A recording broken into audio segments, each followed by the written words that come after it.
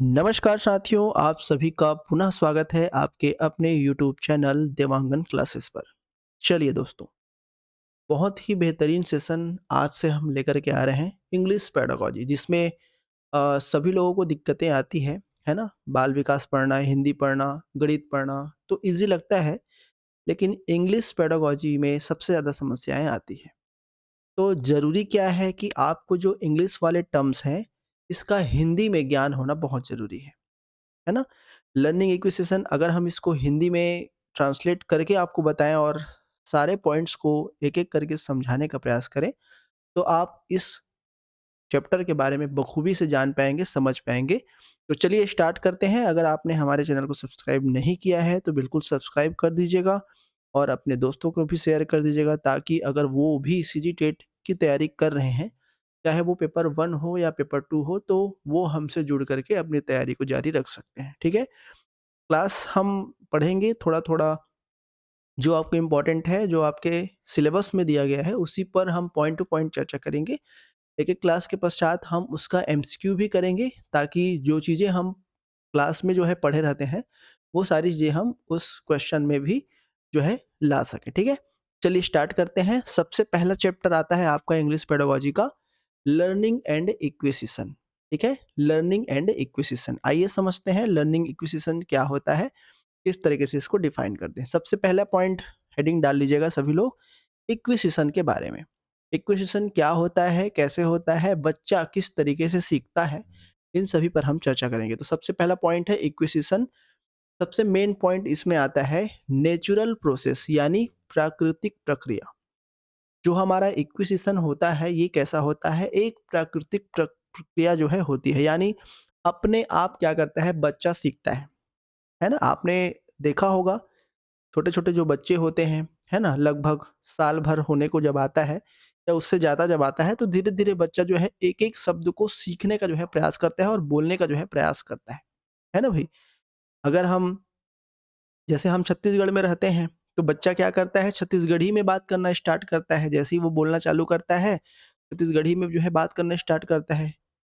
तो वो सीखता कहाँ से है? उसको वैसा ही एनवायरनमेंट जो है मिली रहती है जिसको वो अपने आप जो है सीख जाता है, ना ही उसको स्कूल भेजने की ज़रूरत पड़ती है। स्कूल की प्रक्रिया तो बाद में स्टार्ट होती है ना? पहले ही वो बोलना सीख जाया रहता है।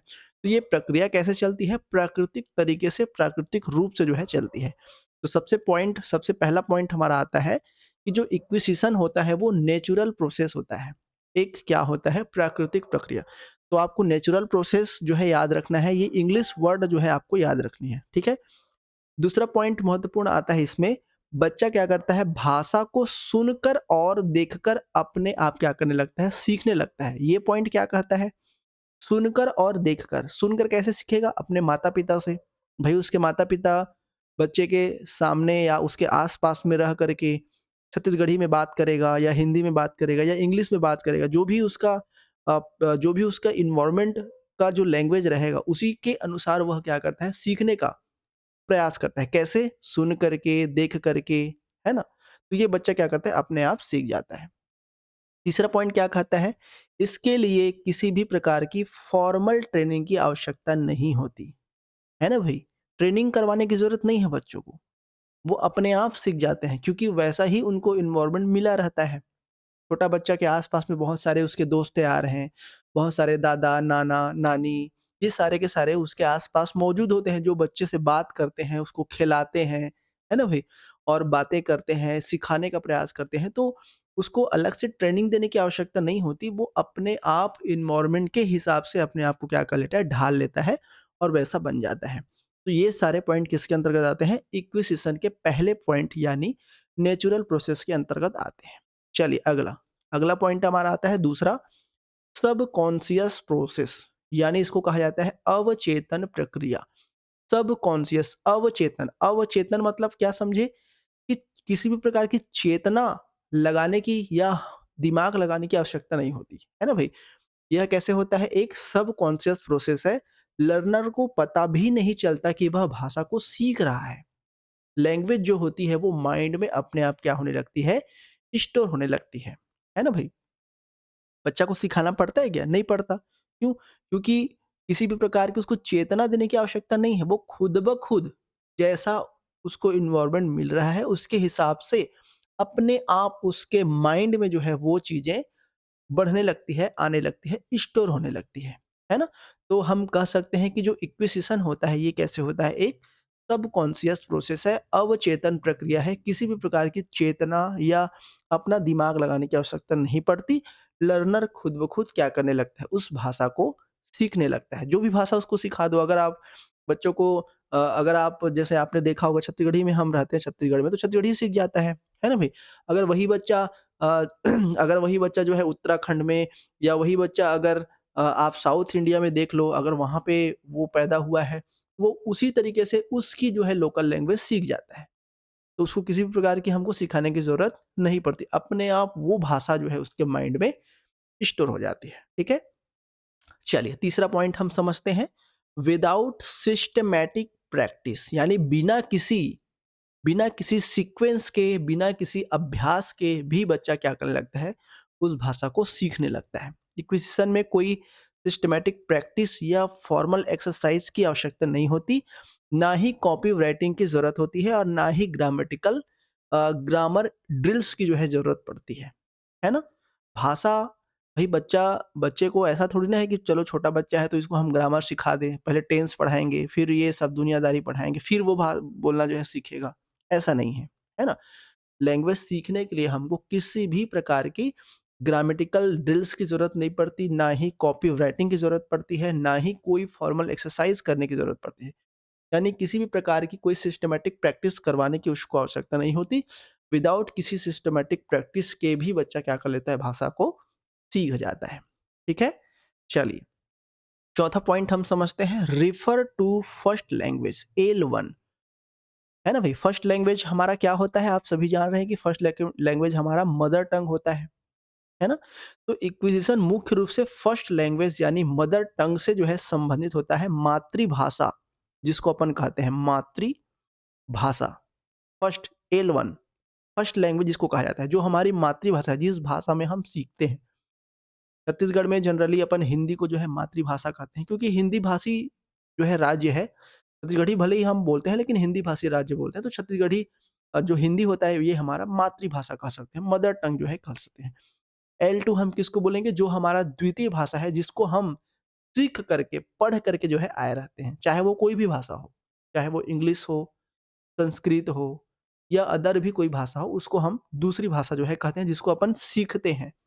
और एक्विजिशन में क्या होता है, जो हम मदर टंग यूज़ करते हैं, जो मातृभाषा हम पहले से सीख करके आते हैं, इसको हम मुख्य रूप से फर्स्ट लैंग्वेज के अंतर्गत लेते हैं। ठीक है? तो L1 हम क्या करते हैं, बचपन में प्राकृतिक वातावरण से स्वतः ही क्या कर लेते हैं, सीख लेते हैं। L1 सीखने में हमको किसी भी प्रकार की अलग से प्रैक्टिस करने की ज़रूरत जो है नहीं पड़ती। ठीक है?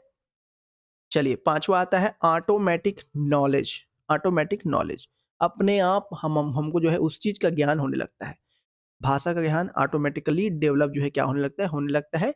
यानी हम क्या करते हैं, पैटर्न को सुन करके लर्नर के जो पैटर्न जो भी आस-पास हमारे मौजूद रहता है, माता-पिता, भाई-बंधु, दोस्त यार, है ना? उनके बोलने के तरीके, उनके बोलने के पैटर्न को हम सुनते हैं और सुन करके हम उस लैंग्वेज को खुद ब खुद क्या करने लगते हैं, ऑटोमेटिक समझने लगते हैं, जिससे हमारा नॉलेज जो है बढ़ने लगता है। ठीक है?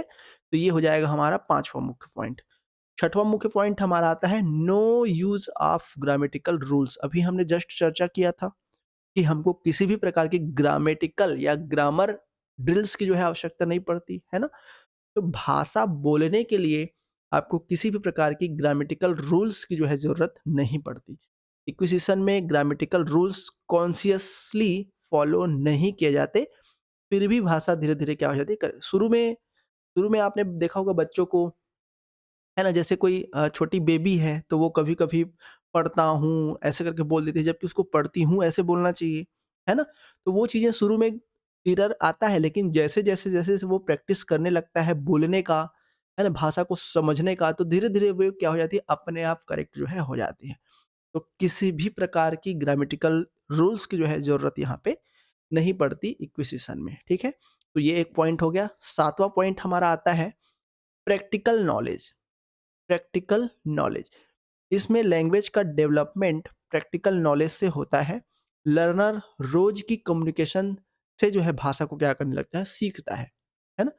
इसमें लैंग्वेज का डेवलपमेंट प्रैक्टिकल नॉलेज से होता है। अपने आप उसको लगातार वही चीज़ वो फेस कर रहे हैं, मतलब उसको प्रैक्टिस हो रहा है, हो रहा है, हो रहा है, और उस प्रैक्टिकल नॉलेज से उसका जो लैंग्वेज का जो त्रुटि जो होती है, पहले जो त्रुटि होती है वो धीरे-धीरे क्या हो रहा है, सुधर रहा है।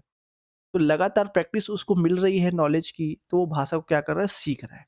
ठीक है? तो ये पॉइंट हमारा हो गया। नेक्स्ट पॉइंट हमारा आता है कम्युनिकेटिव एनवायरनमेंट नीडेड, है ना? ये बहुत ज़रूरी है। हमको एनवायरनमेंट वैसा ही चाहिए रहता है। अगर हमको इंग्लिश भाषा सीखनी है तो हमको जो एनवायरनमेंट है वो इंग्लिश का चाहिए रहेगा, ताकि हमारे आस-पास में जो भी मौजूद हैं दोस्त यार या सगे-संबंधी या माता-पिता, वो भी वैसा ही भाषा बोलते हैं। तो वो अगर वो भाषा बोल रहा है, तो हम भी वही भाषा सीख जाएँगे, है ना? तो कम्युनिकेटिव एनवायरनमेंट बहुत ही ज़्यादा ज़रूरी है। एक्विजिशन होने के लिए कम्युनिकेटिव एनवायरनमेंट सबसे ज़रूरी होता है। लर्नर के आस-पास उसी भाषा का एनवायरनमेंट होना ज़रूरी है। जैसे आप इंग्लिश सीखते हो, है ना भई? इंग्लिश हमारा दूसरा लैंग्वेज है, L2 है। तो इंग्लिश हम सीखने के लिए स्पोकन इंग्लिश जॉइन करते हैं, और स्पोकन में आपको ग्रामेटिकल रूल्स नहीं सिखाया जाता, है ना? बल्कि आपको कम्युनिकेटिव एनवायरनमेंट दिया जाता है, जिसके वजह से आप उस भाषा को जल्दी जो है क्या कर पाते हो, सीख पाते हो। तो ये जो 8 पॉइंट है, जो महत्वपूर्ण पॉइंट है, इसको जो है यहाँ पे बताया गया है, और जब भी आपका एक्विजिशन से संबंधित कोई क्वेश्चन आएगा, तो ये सारे पॉइंट्स आपको वहाँ पे देखने को मिलेंगे। ठीक है? तो ये सारे पॉइंट अगर वहाँ पे मौजूद होते हैं, तो आसानी से आप जो है उसका आंसर दे पाओगे। ठीक है? तो सबसे ज़रूरी होता है आंसर देने के लिए कि आपको उसका हिंदी में जो है ज्ञान होना ज़रूरी है। तो आपको हिंदी में जो है ज्ञान कराया जा रहा है, और साथ ही साथ जो मेन टर्म है, इसको आप इंग्लिश में भी याद जो है रखिएगा। चलिए, दूसरा हम देखते हैं लर्निंग। ठीक है? लर्निंग। इसमें भी बहुत सारे अलग-अलग मुख्य पॉइंट आते हैं। अब लर्निंग यानी सीखना, कैसे हम सीखते हैं? तो भई, जो चीज़ हमको मालूम नहीं है, अगर कोई नया हम कुछ सीख रहे हैं, कोई नया भाषा हम सीख रहे हैं, तो वो हम लर्निंग के माध्यम से सीखेंगे। पहले से हमको उसके बारे में मालूम नहीं रहेगा, है? तो इसका भी कुछ महत्वपूर्ण पॉइंट आता है, जिसमें सबसे पहले आता है सिस्टमैटिक प्रोसेस। लर्निंग एक सिस्टमैटिक और प्लान्ड प्रोसेस होता है ना? लैंग्वेज को स्टेप बाय स्टेप जो है सिखाया जाता है। अब जैसे मुझे L2 सीखना है, यानी द्वितीय भाषा मुझे सीखनी है। द्वितीय भाषा के रूप में जैसे मुझे जो है इंग्लिश सीखना है ना? तो इंग्लिश मैं कैसे सीखूँगा? तो ये मेरी दूसरी भाषा होगी, तो इसके लिए मैं एक सिस्टमैटिक प्रोसेस अपनाऊँगा, एक प्लान्ड प्रोसेस अपनाऊँगा। तो इंग्लिश मुझे सीखना है, तो ग्रामर का नॉलेज होना मुझे ज़रूरी है, ताकि इंग्लिश लिखते वक़्त या बोलते वक़्त किसी भी प्रकार की कोई त्रुटि ना हो। स्टेप बाय स्टेप मुझे सीखना पड़ेगा। पहले पहले जो वर्ड्स वोकैब्स जो रहता है हमारा, है ना? वर्ड का जो नॉलेज है, वो हमको जो है मालूम होना चाहिए। उसके बाद हम आगे जो भी ग्रामेटिकल रूल्स है उसको फ़ॉलो करेंगे, फिर जो है सीख पाएँगे। तो लर्निंग करने के लिए हमको सिस्टमैटिक प्रोसेस की जो है ज़रूरत पड़ती है। दूसरा महत्वपूर्ण पॉइंट आता है meaningful and conscious process. Learning कैसे होता है? मीनिंगफुल होता है, और साथ ही साथ कॉन्शियस प्रोसेस है। चेतन जो है प्रक्रिया होती है। इसमें हमको अपना दिमाग लगाना पड़ेगा, और साथ में उसका मीनिंग हमको पता होना चाहिए, है ना? लर्निंग एक कॉन्शियस प्रोसेस होता है, चेतन प्रक्रिया होती है। लर्नर को पता होता है कि वह लैंग्वेज सीख रहा है। यह एक मीनिंगफुल प्रोसेस है, जिसमें समझ कर सीखना जो है शामिल होता है। इंग्लिश, अब भाई इंग्लिश हम सीख रहे हैं, ये हमारी द्वितीय भाषा है। तो हमारा जो प्रथम भाषा है, जो हिंदी है हमारी प्रथम भाषा, उसमें हम क्या करेंगे, इंग्लिश के वर्डों को अनुवाद करेंगे। अनुवाद कर के, समझ करके, धीरे-धीरे उसका मीनिंग जो है याद कर के, धीरे-धीरे हम उसको इंग्लिश में बोलने का प्रयास करते हैं। ऐसा ही तो सीखते हैं हम इंग्लिश को, है ना? तो जो हमारा लर्निंग होता है, वो कैसे होता है? मीनिंगफुल होता है, और साथ ही साथ कॉन्शियस प्रोसेस जो है होता है। ठीक है? तीसरा पॉइंट आता है हमारा ग्रेजुअल डेवलपमेंट। लर्निंग ग्रेजुअल होता है, यानी धीरे-धीरे प्रोग्रेस जो है इसकी होती है। एक ही बार में आप नहीं सीख पाओगे। पहले छोटे-छोटे एक-एक वर्डों का जो है मीनिंग आपको पता होना चाहिए। उसके बाद धीरे-धीरे उन वर्डों को जोड़ करके, ग्रामेटिकल रूल्स जो है अपना करके, आप लंबा-लंबा सेंटेंस बनाएँगे, फिर बोलने का प्रयास करेंगे, लिखने का प्रयास करेंगे, तब जाके आप उसको सीख पाएँगे, है ना? तो लर्निंग कैसी होती है? ग्रेजुअल होती है, यानी धीरे-धीरे प्रोग्रेस जो है होती है। रेगुलर प्रैक्टिस और गाइडेंस की बहुत ज़्यादा ज़रूरत इसमें पड़ती है ना भई? रेगुलर अगर आप उसको प्रैक्टिस करोगे, अगर आपके टीचर का गाइडेंस आपको मिल रहा है तो आप उस सेकंड भाषा को जल्दी से जो है सीख पाओगे, ठीक है? चौथा पॉइंट आता है फ़ैमिलियर एंड मीनिंगफुल एनवायरनमेंट। ये भी बहुत ज़रूरी है। उस चीज़ का एनवायरनमेंट आपके पास मौजूद होना चाहिए तभी आप सीख पाओगे। स्पोकन में क्या होता है एनवायरनमेंट दिया जाता है, बहुत सारे बच्चे होते हैं सबको जो है बोलने का मौका दिया जाता है और एक दूसरे से भी बोलने को कहा जाता है ताकि एनवायरनमेंट ही वैसा मिले और आप उसको जो है अच्छे से सीख पाओ, है ना? तो लर्निंग के लिए मीनिंगफुल और फ़ैमिलियर एनवायरनमेंट होना बहुत ज़रूरी है। क्लासरूम जैसे फॉर्मल सेटिंग में लर्निंग जो है होती है। क्लासरूम में जैसे इंग्लिश में हमको बोलना सिखा रहा है तो सब के सब जो है क्लासरूम के अंदर में इंग्लिश बोलेंगे, एक दूसरे से कम्युनिकेट करने में भी वही भाषा का उपयोग करेंगे। तो ये सारी चीज़ें होती है, तब जाके हम दूसरी भाषा जो है सीख पाते हैं, ठीक है? 5वां महत्वपूर्ण पॉइंट आता है इंडिविजुअल डिफरेंसेस। हर लर्नर की लर्निंग रेट जो है क्या होती है अलग-अलग होती है ना? आपने देखा होगा जैसे मैं इंग्लिश में अच्छा हूँ तो कोई ज़रूरी नहीं है कि मेरा दोस्त जो उस चीज़ को सीख रहा है वो भी इंग्लिश में अच्छा हो। हो सकता है उसकी जो सीखने की कैपेबिलिटी है, लर्निंग जो रेट है वो थोड़ी धीमी हो जिस वज़ह से वो देर में सीख पा रहा हो। तो सबका जो डिफरेंसेस है इंडिविजुअल वो क्या होता है अलग-अलग होता है। हर लर्नर का लर्निंग रेट क्या होता है अलग-अलग होता है। ठीक है? चलिए, इसी पॉइंट को कहा गया है किसी को जल्दी समझ में आ जाता है, किसी को समझने में थोड़ा समय लगता है।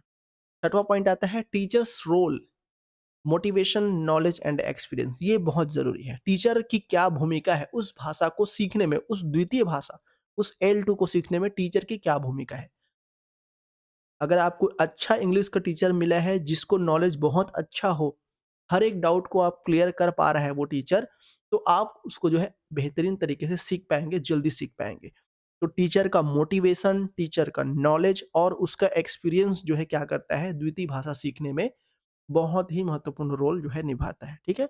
टीचर का मोटिवेशन, नॉलेज और एक्सपीरियंस लर्निंग को क्या करता है प्रभावित करता है। अगर टीचर को ही मालूम नहीं है गणित वाला टीचर है, खुद ही उसको गणित सॉल्व करना नहीं आ रहा है, तो वो बच्चों को क्या सिखाएगा? आप भी टीचर बनने वाले हैं, है ना? मान लो आप गणित के टीचर बने या किसी और विषय के टीचर बने, तो उस विषय का आपको नॉलेज होना बहुत ज़रूरी है, ताकि आप बच्चों को एग्ज़ाम्पल के माध्यम से मोटिवेट कर सकें। आपके पास ज़्यादा नॉलेज है, तो उस चीज़ को बच्चों से शेयर कर सकें। आपके पास एक्सपीरियंस है पढ़ाने का, बहुत दिनों से आप उस चीज़ को करते आ रहे हैं, तो आपको ऑटोमेटिक एक्सपीरियंस हो जाता है।